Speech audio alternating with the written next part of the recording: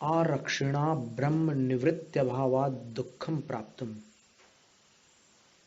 और एक आरक्षक यानी एक तलार कोतवाल सिपाही था, उसने कुशील के कारण भारी दुख प्राप्त किया था। आहीर देशे नासिक्य नगरे, आहीर नाम का जो देश है वहां पर नासिक नगर है।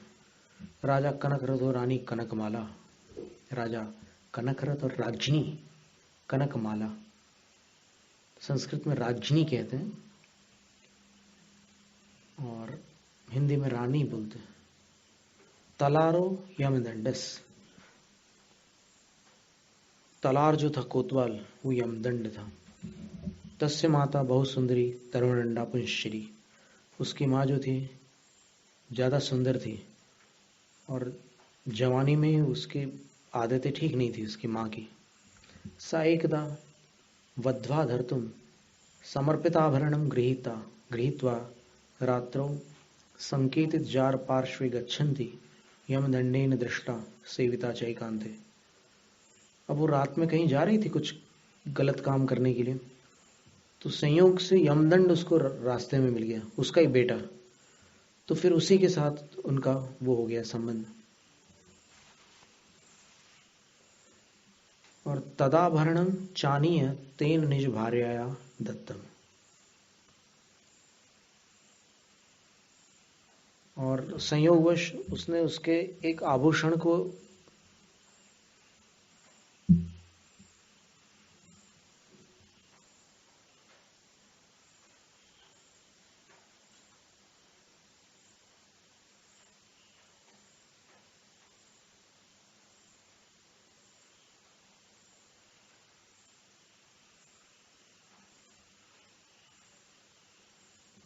एक मिनट इसका फिर से करते हैं अर्थ।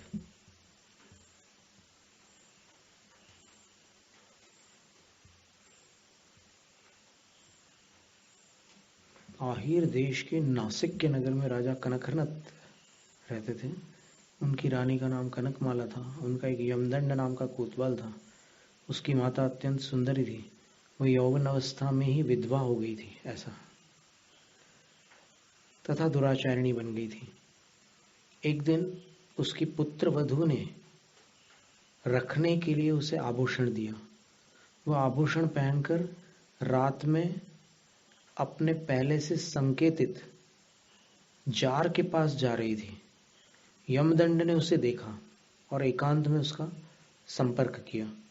यमदंड ने उसका आभूषण लाकर अपनी स्त्री को दिया। स्त्री ने देख करके कहा, यह आभूषण तो मेरा है, मैंने रखने के लिए सास को दिया था।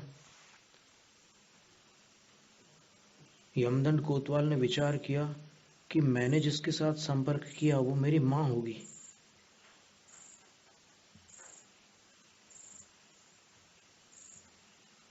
तदनंतर यमदंड माता के जार के संकेत गृह मिलने के स्थान पर जाकर उसमें आसक्त हो गया और वह चुपचाप उससे संपर्क करने लगा।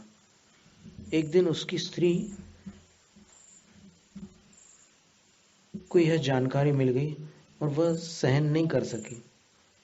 तब उसने अत्यंत कुपित होकर धोबिन से कहा कि मेरा पति महापापी है, उसका अपनी मां से गलत संबंध है। धोबी ने मालिन से कहा। मालिन ने कनकमाला रानी की विश्वास, जो कनकमाला रानी की विश्वास पात्र थी, वह उसके निमित्त फूल लेकर गई। रानी ने पूछा कि कोई अद्भुत बात मुझे सुनाओ, कोई मुझे तुम्हारे पास कोई अद्भुत जानकारी हो तो मुझे बताओ। मालिन कोतवाल को नापसंद करती थी। उसने रानी से कहा कि यमदंड कोतवाल ऐसा दुष्ट है। कनकमाला यह समाचार राजा से कहती है और राजा ने गुप्तचर के द्वारा उसके कुकर्म को पकड़ लिया और कोतवाल को बंधन में डाल दिया। दंडित होने पर वह दुर्गति को प्राप्त हुआ। इस प्रकार चतुर्थ पाप की कथा पूर्ण हुई।